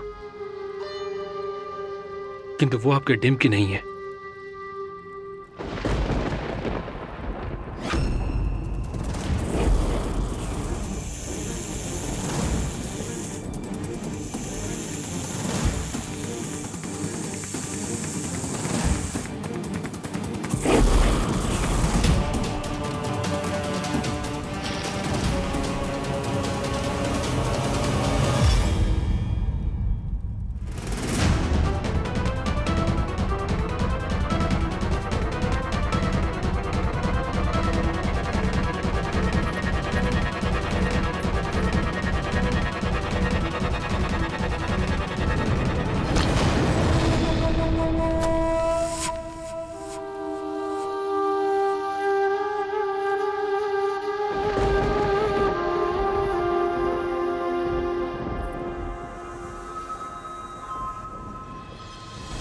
अनंत, मुझे समझ नहीं आ रहा मेरे डिम परिपक्व क्यों नहीं हो रहे। तुम सबके जन्म को 500 वर्ष बीत चुके हैं, कोई डिम इतने समय तक संतान का पोषण करता रहे, ये कैसे संभव है? यदि अधिक उत्तम परिणाम की इच्छा हो तो उसके लिए अधिक परीक्षा और अधिक प्रतीक्षा करनी पड़ती है। यही विधि का विधान है छोटी माँ। अदिति माँ भी तो कब से तपस्या कर रही हैं। वही हमारे लिए सबसे बड़ी प्रेरणा है। ओम नमो नारायणाय नमः।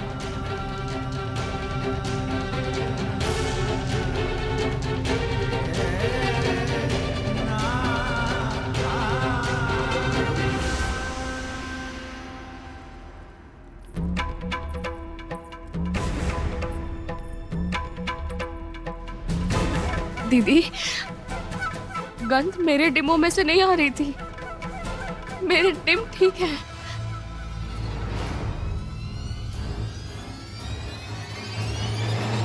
तुम्हारी ममता ने यह आभास तुम्हें पहले क्यों नहीं करवाया विंता? सत्य तो यह है कि तुम्हारा हृदय भी जानता है कि कोई ना कोई समस्या अवश्य है। मैंने अपने पुत्र का स्वर सुना है। झूठे आश्वासन से तुम स्वयं को बहलाना चाहती हो विंता। मैं तुम्हारी बहन हूं, कैसे तुम्हें झूठी आशा की जाल में फंसने दे सकती हूं मैं?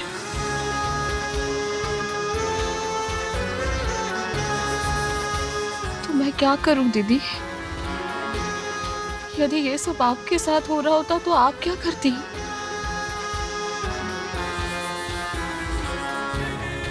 500 वर्षों तक तो बिल्कुल भी प्रतीक्षा नहीं करती। कम से कम एक डिम तो अवश्य फोड़ के देख लेती।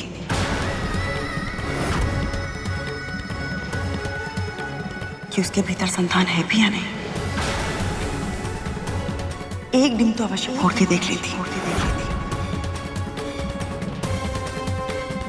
कि उसके भीतर संतान है भी या नहीं।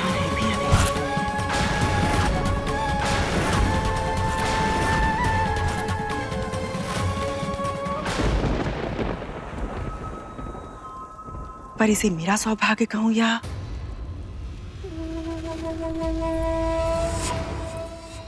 तुम्हारा दुर्भाग्य। ये पहली सुलझाना मेरी विवशता नहीं है, तुम्हारी है। तुम्हारे डिमो को तो देखकर लग रहा है कि मैंने शक्तिशाली पुत्रों की मांग करके बिल्कुल सही किया। तुम स्वयं देखो ना, मेरे पुत्र स्वयं ही अपने डिमो से बाहर आ गए। उन्हें मेरी सहायता की आवश्यकता नहीं पड़ी। किंतु तुम्हारे पुत्र पता नहीं इतने सामर्थ्य है भी या नहीं कि इन्हें जन्म लेने के लिए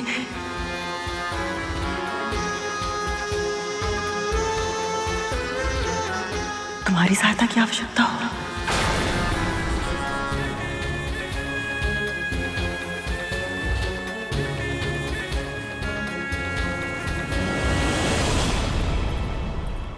मेरे पुत्र स्वयं ही अपने डिमो से बाहर आ गए, किंतु तुम्हारे पुत्र पता नहीं इतने सामर्थ्य है भी या नहीं कि इन्हें जन्म लेने के लिए तुम्हारी सहायता की आवश्यकता हो।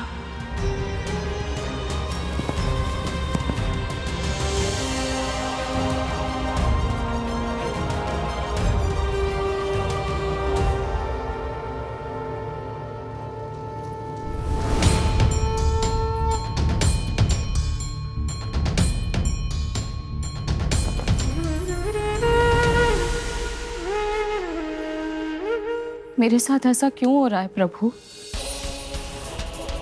क्यों मेरा मन अपनी ही बहन के पुत्रों को देखकर ईर्ष्या से भर उठा है? क्यों मेरे हृदय में अपने डिमो के विषय में शंका बढ़ती जा रही है? इस उहापोह की स्थिति में और अधिक रहना मेरे लिए संभव नहीं है नारायण। मुझे मेरे पुत्र प्रदान कीजिए, या तो मां बनने की मेरी आशा को ही समाप्त कर दीजिए, या फिर मुझे कोई स्पष्ट संकेत दीजिए कि मेरे डिम संतान ही नहीं है, उनमें मेरे पुत्र पल रहे हैं, वो सुरक्षित हैं। मुझे बताइए प्रभु, कोई संकेत दीजिए।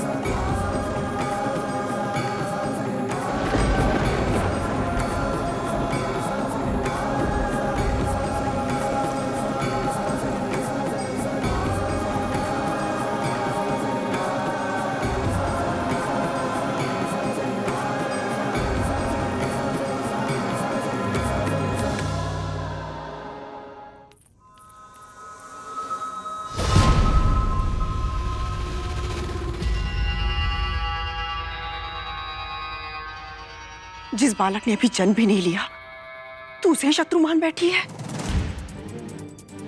अपनी बहन के साथ ऐसा विश्वासघात की कि उसके पुत्र के अस्तित्व को मिटाना चाहती है तू, क्योंकि तुझे ऐसा लगता है कि वो तेरे पुत्रों से अधिक शक्तिशाली होगा। क्यों इतना घनघोर विश्वास है तुझे कि वो तेरा और तेरे पुत्रों का अहित ही करेगा? तुझे तेरी बहन की सच्चाई, उसके स्नेह, उसके संस्कारों पर तनिक भी विश्वास नहीं है।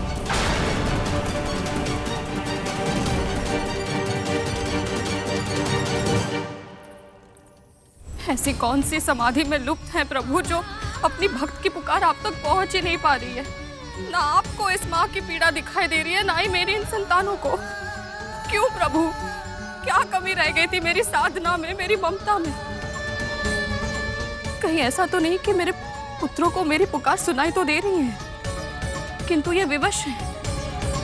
कद्रू दीदी के पुत्रों की तरह इतने शक्तिशाली नहीं है कि डिम का कठोर आवरण तोड़कर स्वयं बाहर आ सके।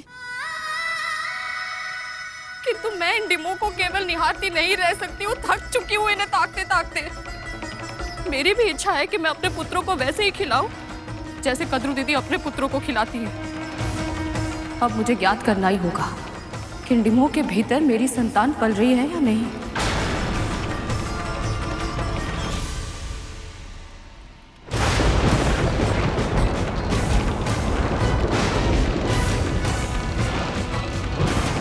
जितना समय तुम्हारी संतानें डीमों में से बाहर आने में लगा रही हैं, कहीं ऐसा तो नहीं विनता कि तुम्हारे डीम सड़ गए हो? पुत्र पाने की इच्छा में तुमने कुछ अधिक, क्योंकि स्वाभाविक जन्म होता तो अब तक हो गया होता ना। तुम्हारे डीम सड़ गए हो? पता नहीं इतनी सामर्थ्य है भी या नहीं कि इन्हें जन्म लेने के लिए तुम्हारी सहायता की आवश्यकता हो। यदि मैं चाहती हूँ कि मेरे पुत्र सबसे अधिक शक्तिशाली हो, अपने शत्रुओं पर विजय पाने में सक्षम हो, तो उसमें क्या अनुचित हुआ जब दुर्वासा ऋषि ने विंता का पक्ष लिया था? उसमें कुछ अनुचित नहीं था। जब बालखेल ऋषि ने स्वामी को पुत्र के रूप में आकाश का इंद्र पाने का वरदान दिया था, तब मेरे पुत्र जन्म ले चुके थे और विंता के पुत्रों का जन्म होना शेष था। उसमें कुछ अनुचित नहीं था। और यदि आज मैं अपने पुत्रों का हित करना चाहती हूँ तो अनुचित कैसे हुआ? अपने पुत्रों को शक्तिशाली बनाने की महत्वाकांक्षा रखना अनुचित नहीं है कद्रू, किंतु किसी और के पुत्र को जन्म लेने से पहले मारने की षड्यंत्र की रचना करना अनुचित है। अपनी बहन के मन में शंका का बीज इतनी गहराई तक बो देना कि वो अपने ही पुत्रों का अहित कर बैठे। और यदि ये पाप तूने किया है तो इसका परिणाम तुझे और तेरे पुत्रों को भुगतना होगा। यदि आज तेरे षड्यंत्र के कारण विंता ने अपने डिमों को नष्ट कर दिया तो स्मरण रखना, भविष्य में तेरे पुत्रों के विनाश का कारण तू स्वयं होगी।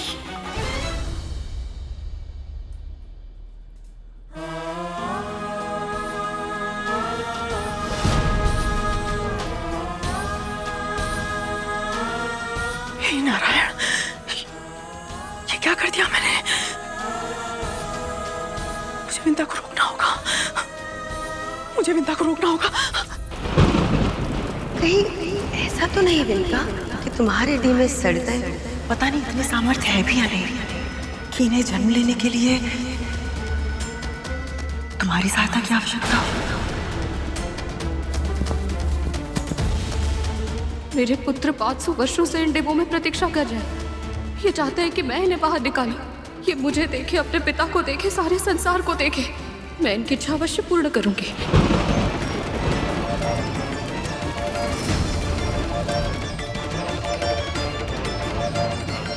अब मैं वही करूंगी जो इस परिस्थिति में कद्रू दीदी करती है। 500 वर्षों से मैं प्रतीक्षा कर रही हूँ, अब और नहीं। अब मैं अपने पुत्रों का मुख देख कर ही रहूंगी। जन्म लेने में इनकी सहायता अवश्य करूंगी मैं।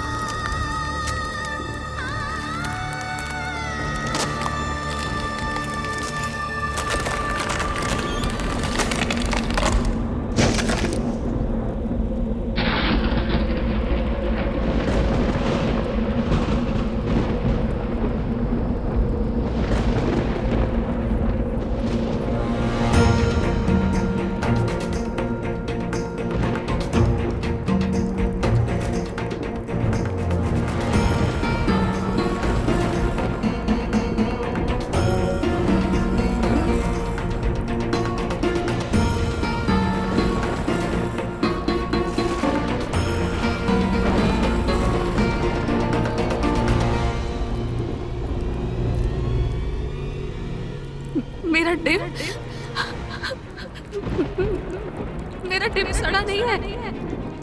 मेरा पुत्र जन्म ले रहा है।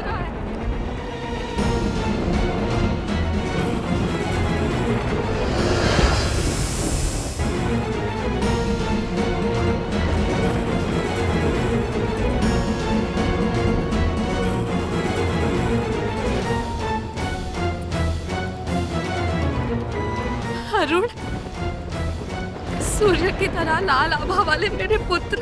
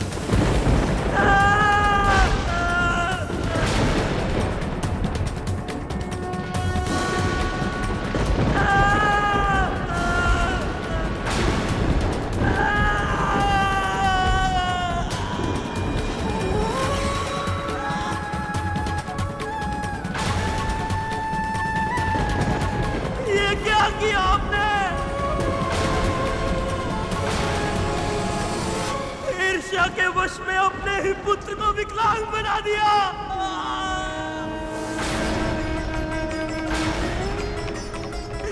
इस महापाप के लिए मैं आपको कभी क्षमा नहीं करूंगा।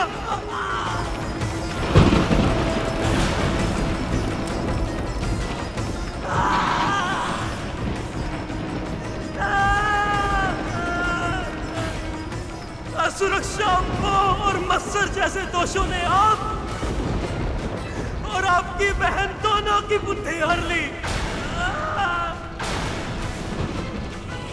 और मुझसे छीन लिया मेरा गौरव और मेरा भाग्य। इसका मूल्य आपको चुकाना होगा। अपने किए का दंड आपको भोगना होगा माता।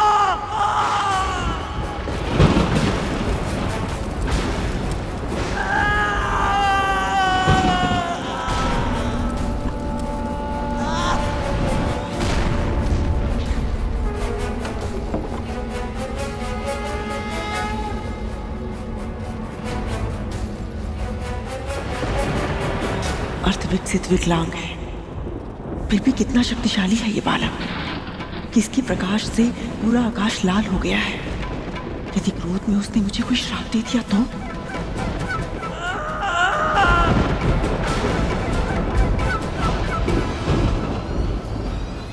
पुत्र, कुछ मत कहिए।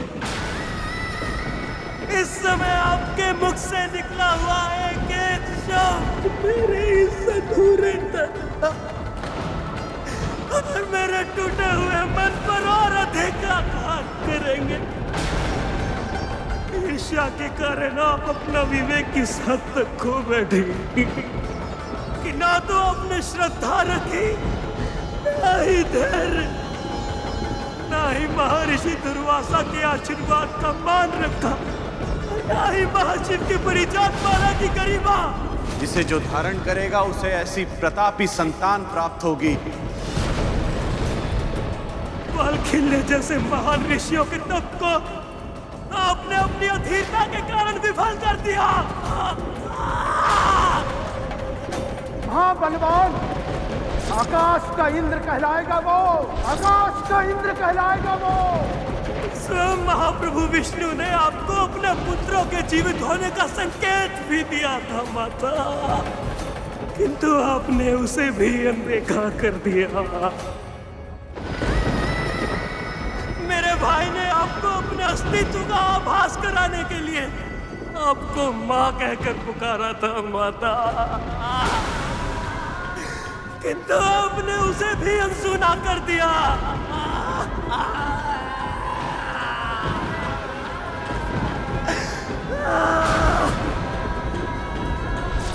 माँ।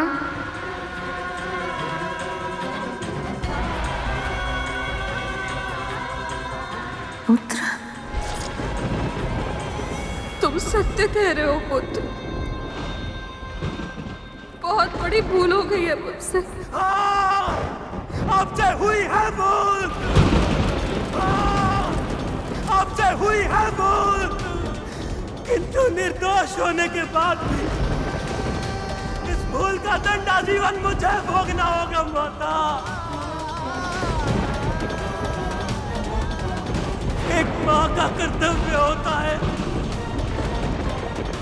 अपने पुत्र की रक्षा करना, किंतु आप तो ऐसी मां निकली जिन्होंने अपने ही पुत्र पर ऐसा प्रहार किया जिसकी पीड़ा मुझे आजीवन शारीरिक और मानसिक रूप से सहनी होगी। जब जब अपने ही साधे अपंग शरीर को देखूंगा, आपको ही अपना अपराधी पाऊंगा।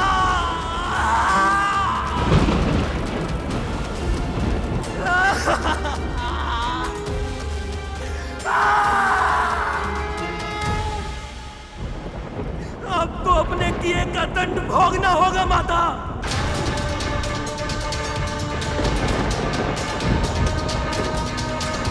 इस समय जो भीषण और असहनीय कष्ट मुझे हो रहा है, ऐसा ही कष्ट आपको भी प्रतिपल सहना होगा।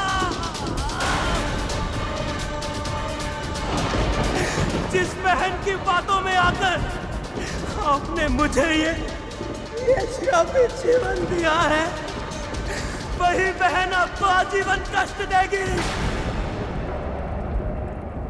और अब जाकर भी उसके आदेशों को अनसुना नहीं कर पाएंगी माता।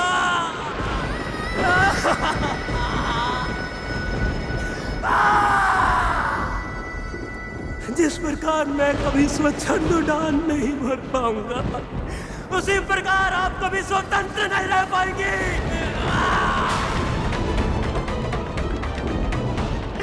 जिस प्रकार मैं अपनी विवशता का दास बन गया, उसी प्रकार आप भी अपनी बहन की दासी बनकर रहेंगी। ये श्राप है मेरा।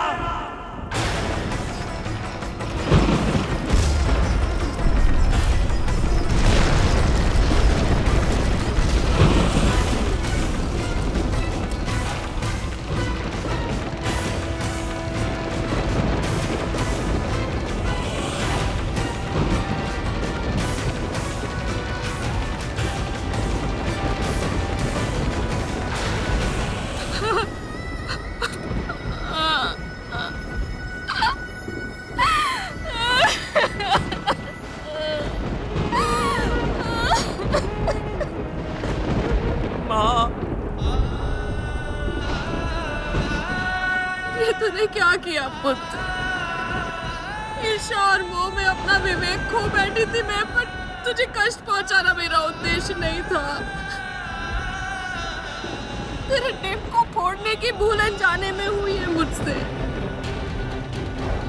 और इस भूल के परिणाम स्वरूप इतना बड़ा श्राप मिल गया मुझे। ऐसे जीवन से तो अच्छा है तू मुझे मृत्यु दे देता।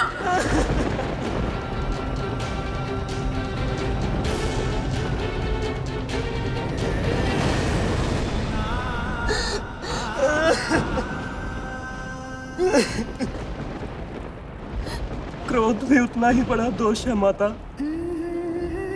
जितना कि मोह और मत्सर। अपने क्रोध में मैं आपकी पीड़ा और पश्चाताप को देख ही नहीं पाया। आपकी ईर्ष्या तो देखी, किंतु उसके पीछे छिपी आपकी ममता का आभास नहीं कर पाया मैं।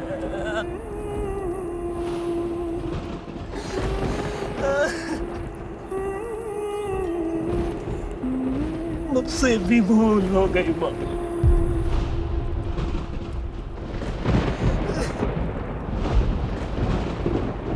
यदि मैं अपने श्राप को वापस ले सकता तो।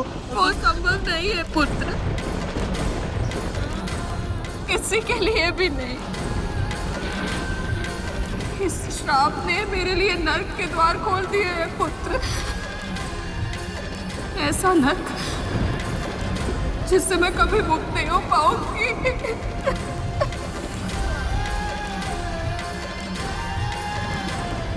कोई तो उपाय होगा माता, कोई तो माध्यम, कुछ तो होगा जिससे मैं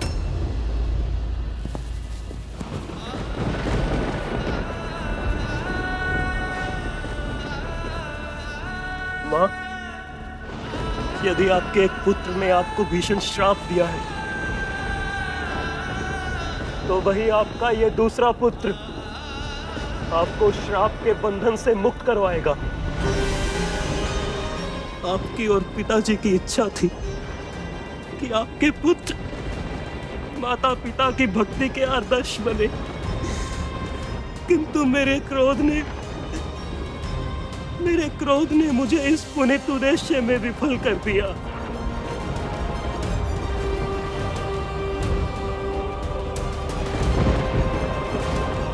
और अब मेरा वरदान मेरे श्राप को विफल करेगा। 500 साल बाद जन्म लेने वाला आपका यह पुत्र आपको इस दास्ता से मुक्त करवाने के लिए आकाश पाताल एक कर देगा माँ।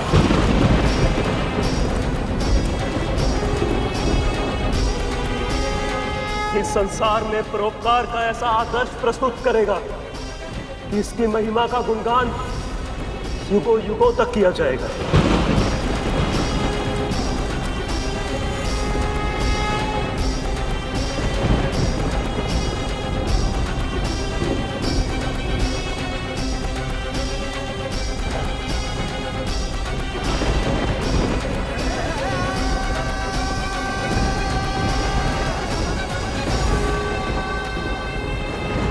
जब तूने श्राप दिया था मुझे लगा था मेरा समस्त जीवन अब अंधकार की अथाह खाई में डूब गया है, पर अपने भाई को यश का वरदान देकर तूने मेरे अंधकार में आशा का उजाला भर दिया है।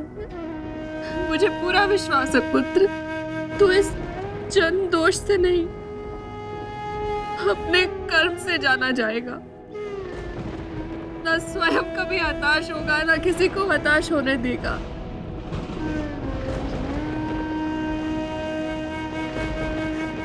अब श्रद्धा और धैर्य के साथ 500 वर्ष मेरे भाई के जन्म लेने की प्रतीक्षा कीजिएगा माँ।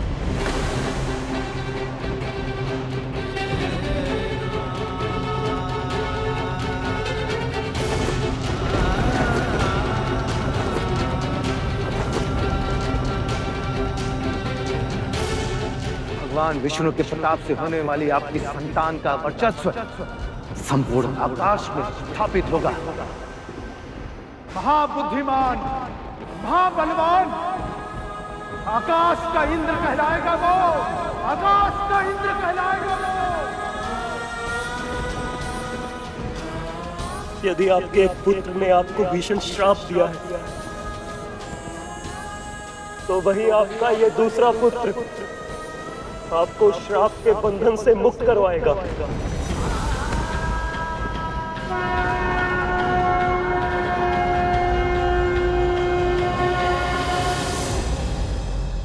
पक्षीराज गरुड़ के साहस भरे कारनामे देखने के लिए चैनल को सब्सक्राइब करें और साथ ही बेल आइकॉन दबाना न भूलें।